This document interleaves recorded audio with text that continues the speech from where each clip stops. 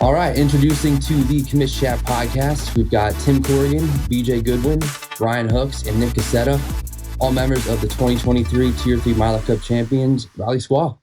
Welcome to the podcast, boys. How we doing? Good. Great. How are you? Yeah, thanks for having the time.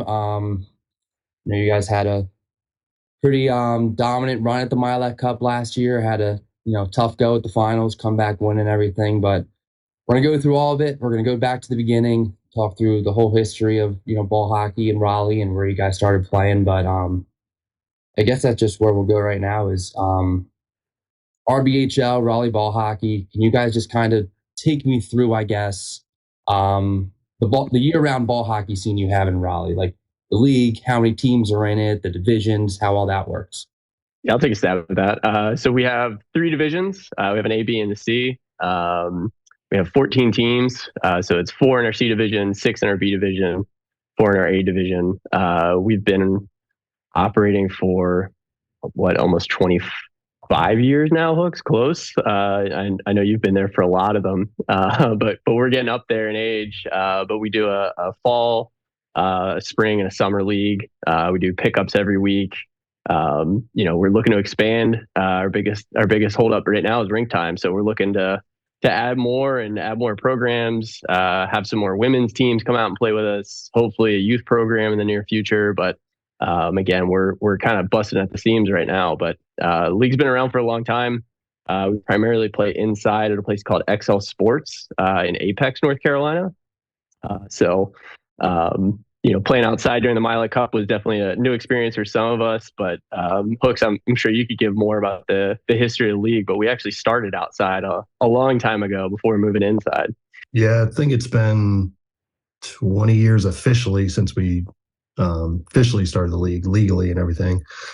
Playing outside the Canes' old practice rink where they built a rink in a flood zone, which was nice. So when it rained, the rink got flooded. It started growing mold and stuff, algae along the boards. Boards started warping. You impale yourselves on your sticks. And then finally found XL, and they had 2 rinks at the time indoors. And we got in there. And then, it's been going from there I think we've been at XL probably 16 or 18 years now. You play any outdoor still in Raleigh, or is it all indoor at Apex now? No, all indoor. Yeah. Right now. Yeah, everything's indoor. There's no outdoor rinks for the time being. And obviously, I know the RBHL is, a really big program. Charlotte, who also is in the NBHL, is a pretty big program. Is there any other leagues in Charlotte or pickup games that or in Carolina that you guys know of besides those 2? I don't think there's any other leagues. There's a group in Greensboro, kind of between Charlotte and Raleigh, actually. They have a pretty good pickup, actually. I think it's weekly, or at least it was before COVID. There were some teams from like Wilmington, North Carolina on the coast. They'd send up tournament teams. I think that was a pretty informal pickup. But in terms of leagues, it's the RBHL and the Charlotte Street Hockey guys. Yep. Cool. So move into the NBHL stuff now. So we have our first NBHL season in 2021. There's no Carolina division. We move on to 2022. We finally get Carolina involved, get the Carolina division. David San Louis and Kevin Frost are running that division, and we see 2 teams come out of Raleigh. We see the Raleigh Surge and the Raleigh Squall. That first year, how are those 2 teams formed? And I figure it's kind of based on the Hurricanes, but who decides on those team names as well? Yeah, that was a group effort that I ultimately I think I have to fall on the sword for, but it was not a unanimous decision at any point, just so everybody knows. But yeah, we wanted to be storm related, and it ties in. We have our travel team out of Raleigh is the Raleigh Thunder. Somebody wouldn't let us take that name, even though we were in a different division. Might have been me there where it needs to be pointed. Yeah. But that we wanted to stick with stay as close to the Hurricanes as we could without infringing on a copyright. So that's how we got to the team names. Hooks or Nick, I'll let you guys speak to how the teams are put together. But the team names ultimately are probably my fault.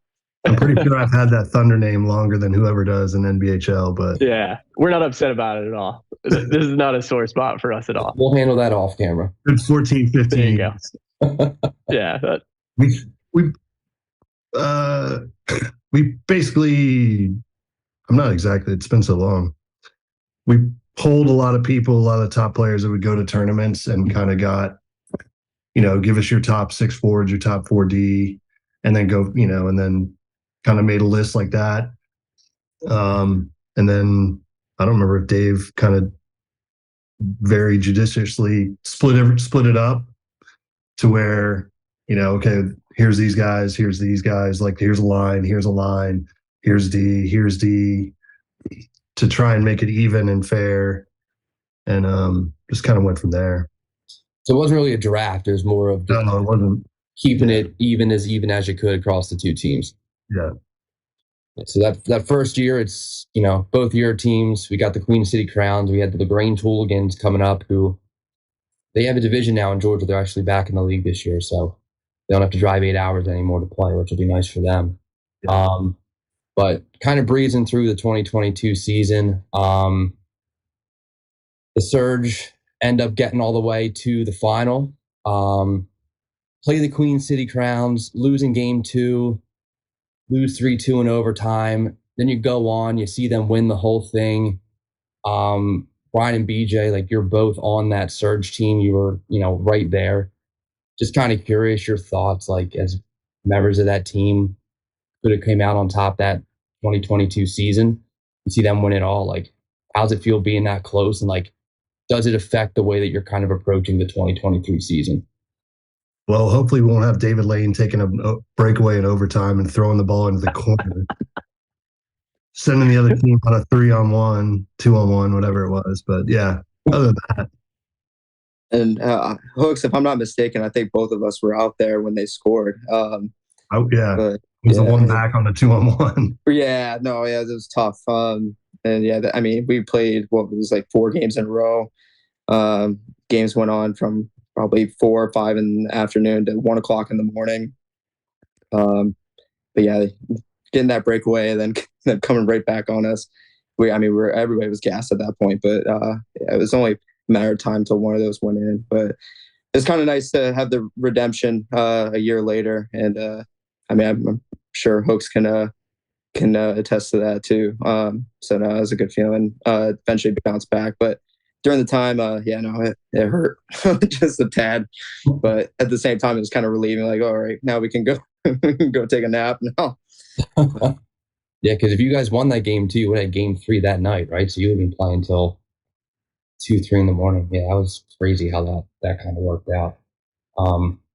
Yeah, so Crowns go on a little bit of a run. They win the Mylec Cup, hit the off season, and it's time to sort teams again. And from my perspective, the teams look to be formed very differently in 2023 than they were in 2022. So what was the process like with this, like, kind of a group conversation, divvying up the talent? Like, how did you decide who was on the Squall and who was on the Surge? Yeah, I can talk about that a little. I was involved in that. We basically did the same thing as we did the year prior, pulled all the top players and tried to figure out who our top 6 forwards, top 4D and goalies were. But this time we put them all in the same squad because we weren't going to make that same mistake twice. It's the group that's traveled together to tournaments in years prior. And we just wanted to have the best possible group going forward into the Tier 3. And we did have a second team that was made up of the remainder of the players, but we wanted to ensure that one team had the best chance to go all the way to Jersey, and that's what we did. So it was basically took the top half of both Raleigh teams and combined them into one to make Squall. Exactly. How'd the Squall get the top team? The Surge went further. How'd you decide that? Just because? That's actually a really good question. I don't know how we landed on that. I think we like that name better than Surge, if I'm honest. I think that's how we decided on it. It was the better of the 2 names. Yeah, I guess you couldn't go based on logos because you guys are the only teams for 2 years with logos in the league. Yeah, we're sick of getting cyberbullied about that. We fixed that for 24. Don't worry. Oh, I had so many people texting me that be like, what is going on with these Carolina teams? I'm like, I don't know, but at least you got one this year. So I appreciate that. It makes my life easier that you. And I will say I have to defend a guy who's been in our league a very long time, Stan Gilliland. He's a really talented, creative guy. He did that design at other people's request, and just Stan, if you're listening, you did a great job. That's not on you at all. That's on the rest of us. They looked great. Those jerseys looked awesome, but the logo was a little lacking. So, and it's our league's logo, which is awesome in that context. For NBHL, it was not as great, but that's our fault, not his. And we're really happy with the way we looked when we were winning. No, I mean, I joke too. Like, I don't really actually have an issue with it. Like, for you guys, you're a growing program. You want to have your league prominent, get people seeing your name. So hopefully got you some more players in the process. But it's good to see you have moved on to team logo this year. We're happy about that. Yeah. So you guys restructured the teams. You've still got the Squall and the Surge in the division. Charlotte has now split into two teams where they have the Queen City Crowns coming back to defend their title. They have the Charlotte Rise, who are the new Charlotte team coming to the division. The Grange Hooligans, they've dropped that long drive, and they had a rough go. They didn't come back for that year. So I'll kind of breeze through the regular season because the stats kind of speak for themselves. You guys, go 8-1, and up until your last game of the season, you've got 33 goals for, 6 goals against. And it's been nothing short of dominant. And that last game, we bring the NBHL live stream to Raleigh. And you guys get the crowns. And I'll just give the floor to one of you guys. Like, what happened in that game? Because I was watching. So when I do our editing and do stuff on a weekly basis, I don't really get to watch full games. I get to see little tidbits, and I saw enough of you guys to see the dominance. But I hadn't seen a full game, and this was the first one I was getting to watch. So I was very excited to see this new, Squall team come out and play.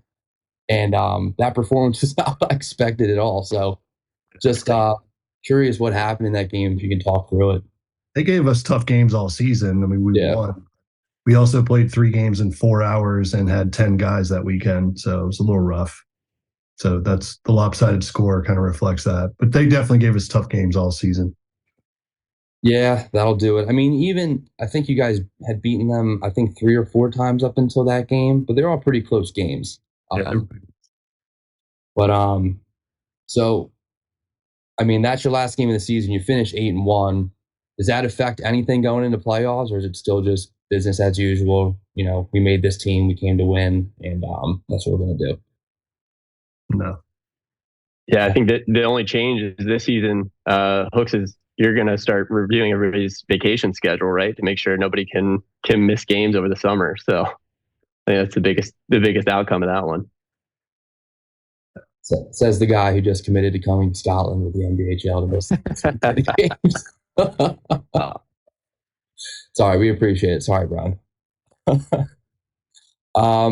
So playoffs. We get there, you're the 1 seed, you beat the Rise 8-0 the first game. Charlotte wins the other side of the bracket, you meet in the finals. Best of 3 series. Is this the matchup you guys wanted? Like, is this what you were looking forward to all season, or did it really matter to you guys, or did you want to see the Crowns and play them in the final? I don't think it was going to matter who we played. We were up for any challenge, but we wanted it to be a best on best in the finals, and that was what it was. We were expecting to meet them. All season we were the top 2 teams, and they gave us a run for our money. I think they were up in both games, and we had to find ways to claw back in each one. And it really speaks to the commitment levels of this team. We didn't give up on each other like we did in years prior and other tournaments, and we really weren't going to be denied this opportunity to get back to the Mylec Cup. So it was really beautiful to see that come together and win those 2 games in comeback fashion. Yeah, both games, you're down 2-0 in game 1. You're down 2-1 in game 2. And both games, Chris Lond scored the game-winning goal. That guy's just like pure energy. He's awesome to watch. Like, can someone just speak to him and like his game and like what he brings to the team? Because he feels like he's just a team guy. Just passionate guy. He's a hell of a player. I mean, not enough words can describe Lons, but he's a good leader.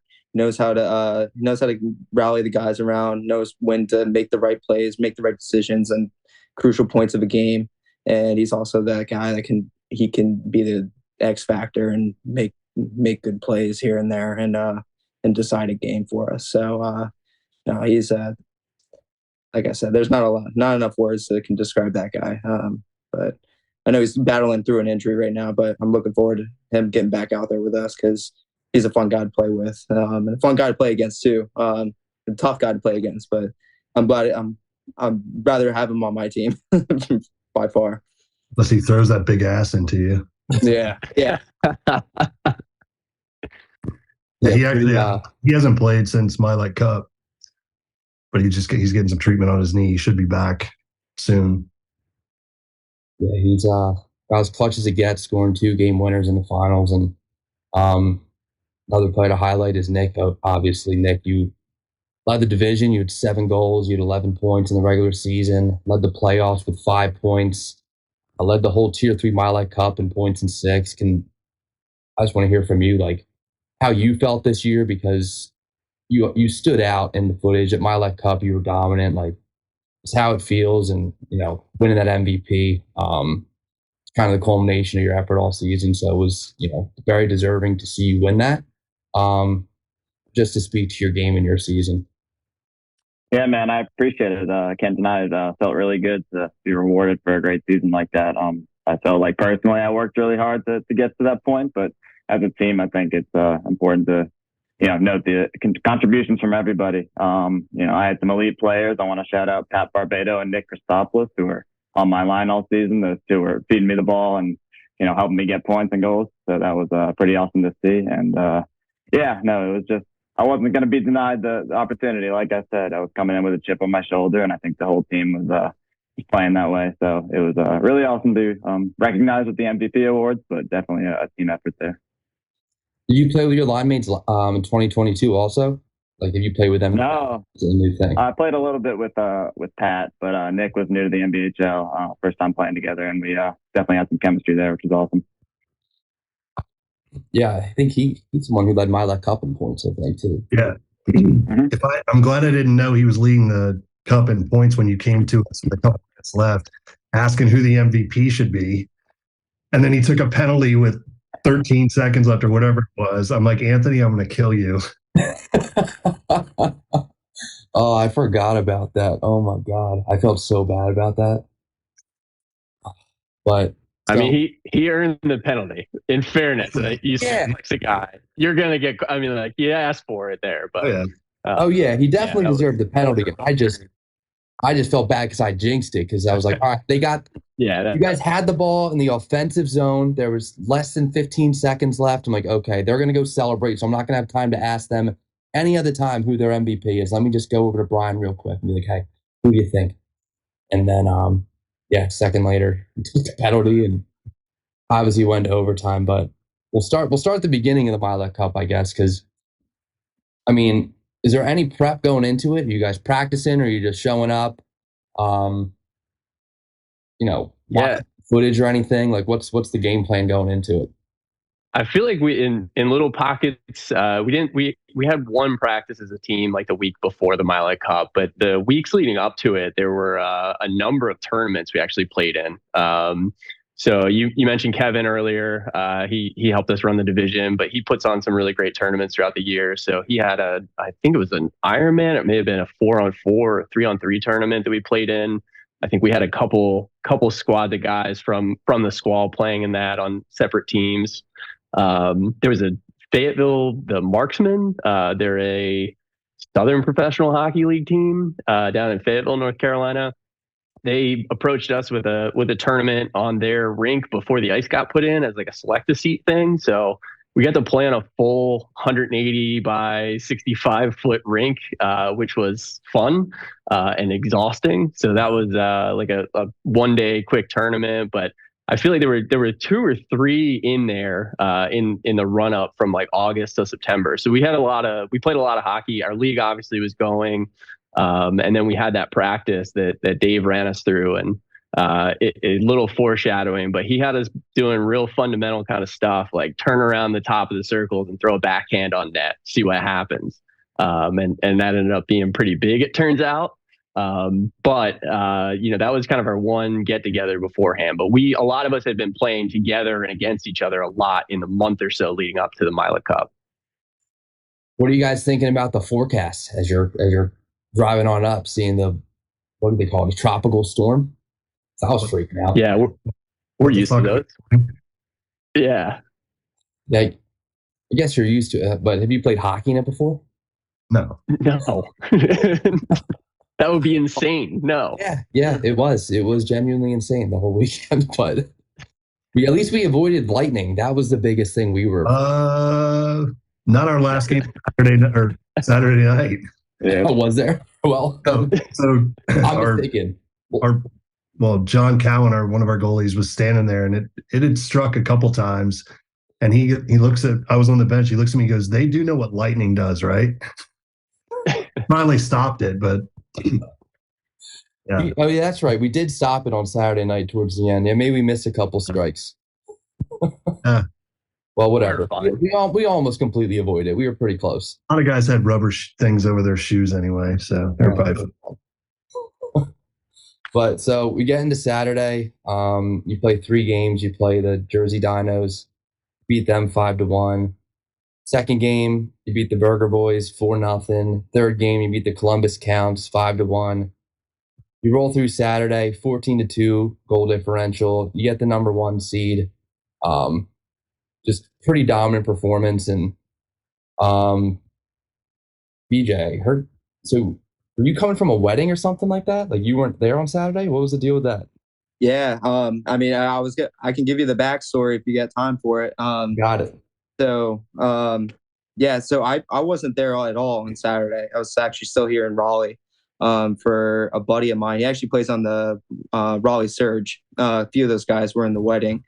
And, so I didn't want to be that one guy to just dip out, but, so I was going to be there for him. And then I had some, I'm like, man, I really want to get up there. I want to see if I can make it work. And even if that's missing a few games, missing the games on Saturday, try to get up there with the boys and see if we could finish this thing off. But so I was able to pull some strings, got a flight. And the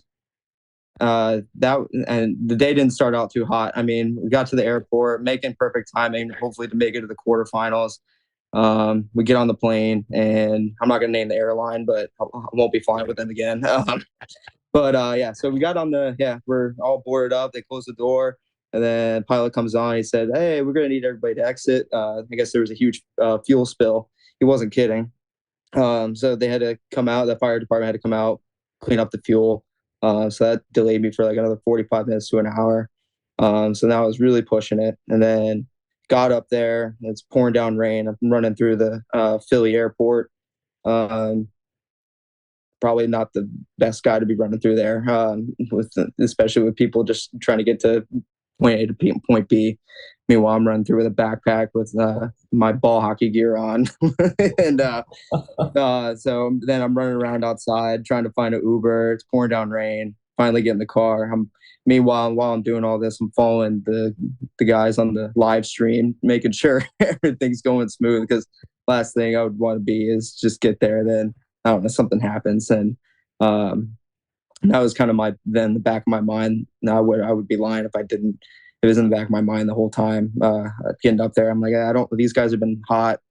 Last thing I want to do is come and screw everything up. And but I was able to get there. Made it, I think, last 5 minutes of the game. They were playing against the Acapulcos, I believe, and we were able to get the win. So that was cool. And then just kind of hung tight until the semifinals against Boston. And and then I didn't really know what to expect. I was just going in there, playing outside, and in the rain. Never done that before. So I was just try not to screw up.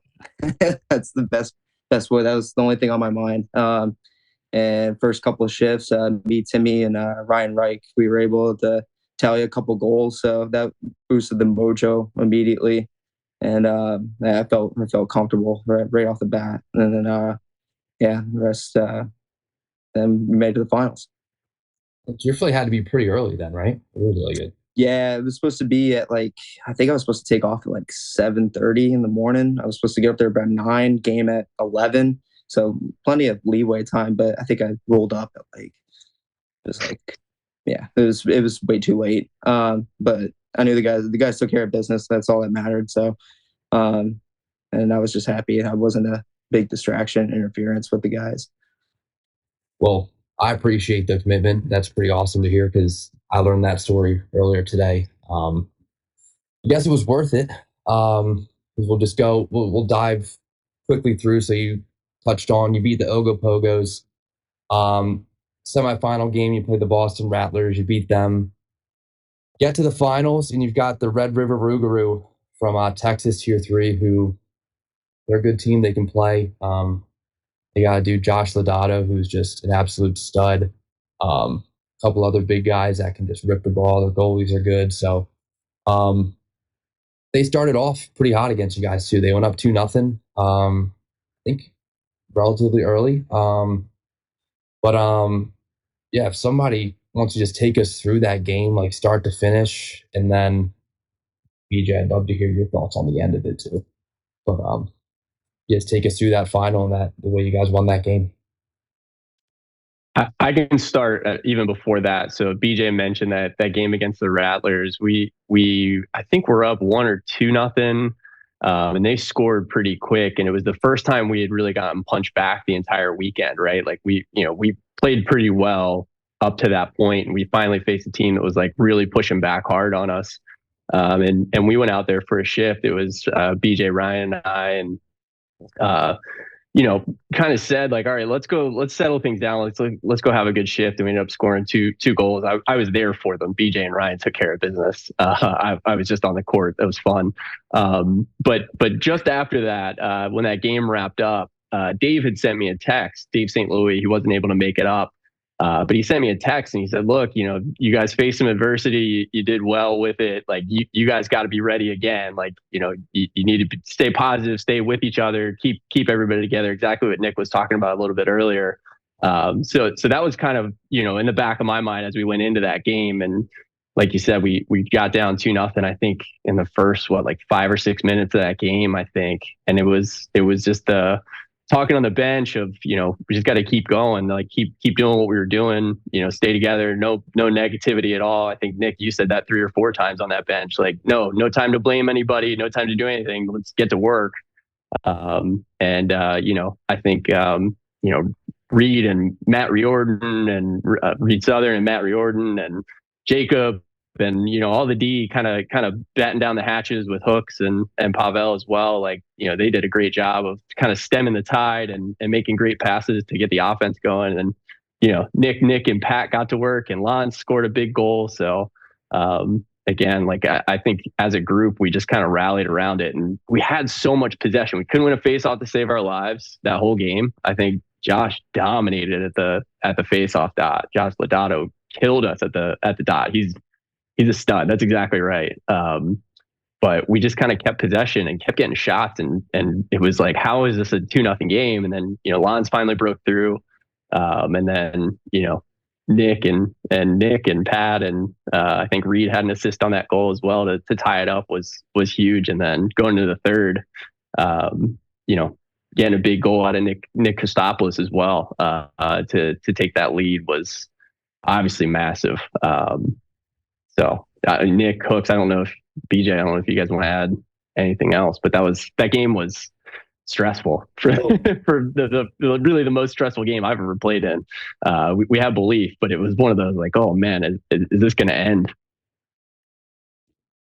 I mean, so you're up 3-2, and we obviously just touched on it, but I literally asked Brian who the MVP is, and you guys take a penalty, and they score with a few seconds left. But how's the bench mentality when something like that happens? When it's that close, it's right there. They get a goal late in the game, but what's going on with the Squall bench in that moment? Nick, you want to go? Sure, yeah. It's definitely a shock. I mean, that was a roller coaster of a game, but at the end of the day, it's a tie game going into OT, and it's next goal wins. It's still and anybody's for the taking. So it's the same themes as before earlier in the game. Where not going to get negative. We're not going to worry about the penalty. We're not going to worry about whatever. We're just going to go out and one of our lines is going to go get the next goal. And I think that our Carolina playoff games really prepared us well for facing adversity like that. We were able to battle back and win some tough ones. So we weren't fazed by being in that position. And we all know what happened at the end, but it was definitely didn't want to get too negative there and just keep grinding out some hard shifts and get next goal. I think everybody stayed positive. I think we were pretty confident even after it got tied up. Everybody's you're kind of pissed off, disappointed, but no blame, no nothing. Let's go. Next shift. Got to give credit to my then 8-year-old son too, because when we were down 2-0, he was in the dugout at the end of our bench just saying, "Hey, it's okay, guys. You only need 3. You only need 3 to win." Oh, that's awesome. I was like, "Go sit with mom." Not right now. He thinks he's the MVP, but Motivation we needed. oh yeah. Yeah. So, BJ, tell us what happens in overtime, because I'll be honest, I've seen the goal probably about 50 times at this point, and I still don't really know what happened. Yeah. But just take it through the whole moment. So breaking it down, I mean, obviously, I'm going out there trying. I'm just like, just don't f up. But that's the last thing I want to do. So, we went out to take the face off. Ryan, if I'm not mistaken, I don't think he won the face off, but he was able to grab the ball in the corner, and it chipped out up at the point, and Timmy was able to jump up and grab that. Thank goodness. Barely. I wouldn't Barely. have been able to grab. Yeah, I wouldn't have been able to grab that ball. And then my style of play, if with the ball's not in the corner, I'm playing myself in front of the net, trying to create those chances, get the goalie on his toes, and hopefully maybe something will happen. And Ryan was able to. Timmy got that ball down, got it to Ryan, and Ryan just kind of just laid it up. It was a soft backhand. It was all we needed. And it hit off the goalie's chest. And then when it bounced back, it hit like the shaft of my stick. Then at that point, it was just over his shoulder, and then it was slow motion from there, and it just went in. And I think after the whole my whole weekend of missing my buddy's wedding and the travel delays and trying to get up there with the guys, and then just contributing it was a relief. Everything kind of came out at once, which it wasn't the best celebration, but it was. I just wanted to kind of be with my teammates and enjoy the moment. I guess that goal kind of validates the early morning flight chaos that you coming up there. Yeah, everything came full circle, which was nice, and kind of what we stated in the beginning of the show. I mean, Hooks and I, we were out there that last shift when Charlotte knocked us off in the division round and in overtime, and then we were out there together to win the whole thing. Which I didn't think about that until a couple weeks after after the Mylec Cup, and I was thinking about that. I'm like, wow, that's pretty wild how life comes at full circle. So appreciate those moments and just great memories with all those guys. But honestly, like I can't take enough credit, because I mean, all these guys were battling all throughout Saturday in the rain, in those conditions, and I'm coming in probably a little hungover than normal. Just trying to not be a liability out there, but just trying to make best plays as I can, smart plays, and make something happen. But yeah, no, it all worked in our favor. But I can't give enough credit to these guys, because they did all the hard work. and I just happened to come in at the right time. Yeah, I mean, it was awesome to watch for me, and I think you're selling yourself short. I thought the Selly was pretty awesome. Like, I thought it was cool. I didn't realize how little room I had. Next thing you know, I was heading for Hooks' nuts, and I was like, I gotta get up. Get a bad rap. Well, the other BJ, I couldn't catch you. You took off running. I tried to grab you, and I couldn't get a hand on you. You just slipped me, and I was like, okay, I guess he's gonna go over there. I grabbed Ryan, and then we both ran over. But yeah, that was awesome. I thought it was a pretty good silly myself. My family and I were like one of the last ones to leave after celebrating outside the rink there, and we walk out, and I'm like, is that BJ standing in the parking lot by himself waiting on an Uber? I'm like, what are you doing? And he's like, I was waiting on an Uber. I'm like, nobody offered you a ride? I'm like, dude, get score the game, turn the winning goal. Yeah, get in the car. We're team first here. We take care of each other every chance we get. It's a tight knit group. Everybody's focus is on that beer afterwards. Yeah. Do you guys go out anywhere after? Yeah, we went to Chicky and Pete's off 73 right there. Nice. So yeah. I don't know they're sponsor of the pod yet, but might I suggest great spot if you're at the Mylec Cup. Big fan. Yeah, they get a lot from us every single year. We've got to have some more conversations with them, I think. Yeah. But yeah, it was a dominant run, a dominant season from you guys. I mean, you literally lost one game all season, right? Like that's a champion right there, and it's truest form. So it was great for us to see such an awesome game at the end too. The comeback win, the late game dramatics, like for us on the NBHL side, I've made this spiel on the podcast before, but we work a lot on this throughout the season. So to see, that type of goal to win it, the celebration, like all of that makes it worthwhile for us. And it was great to see. And, I've gotten to know David pretty well over the years, and Mike and a bunch of the guys from your program. So it was, it's a good group of dudes winning. So it was just great to see. So yeah, congrats to you guys. It was really it was special. It was a great win. You guys go back. Thanks.